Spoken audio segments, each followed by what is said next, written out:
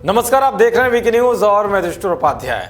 इसी महीने में दिल्ली में विधानसभा चुनाव होने हैं। चुनाव को जीतने के लिए केजरीवाल ने पूरी ताकत झोंक दी है। वहीं बीजेपी भी इस चुनाव को जीतने और केजरीवाल सरकार को उखाड़ फेंकने के लिए मैदान में उतर चुकी है और इस चुनाव में उसके क्या मुद्दे होंगे वो भी साफ कर दिए हैं। वहीं चुनाव से पहले बीजेपी सांसद प्रवेश वर्मा ने दिल्ली की जनता से एक बड़ा वादा किया है जिसकी खूब चर्चा हो रही है। प्रवेश वर्मा ने ऐलान किया है कि अगर दिल्ली में बीजेपी की सरकार बनती है तो वे अतिक्रमण कर बनाई गई मस्जिदों और मदरसों को तोड़कर जमीन को अतिक्रमण मुक्त कराएंगे। दरअसल दिल्ली विधानसभा की 70 सीटों के लिए मतदान 8 फरवरी को होगा और 11 फरवरी को चुनाव के नतीजे आएंगे। मतलब साफ है कि दिल्ली चुनाव में यह मुद्दा भी रहने वाला है। बीजेपी सांसद प्रवेश वर्मा ने ट्वीट कर यह जानकारी दी है कि दिल्ली में बीजेपी की सरकार बनते ही उन सरकारी जमीनों को खाली कराया जाएगा जिन पर धार्मिक स्थलों का निर्माण किया गया है। दिल्ली में 54 से ज्यादा मस्जिद और मदरसे सरकारी जमीन पर बने होने की शिकायत अभी तक आई है।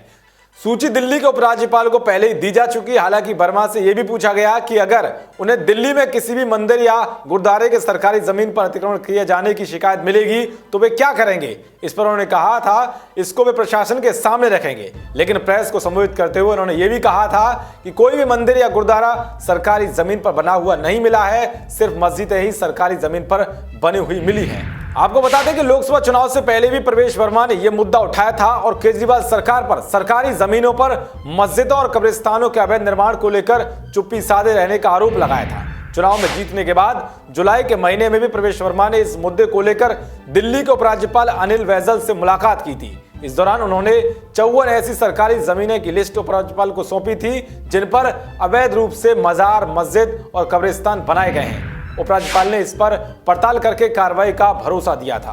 अब फिर चुनाव आ गए हैं और ये मुद्दा जोर पकड़ रहा है।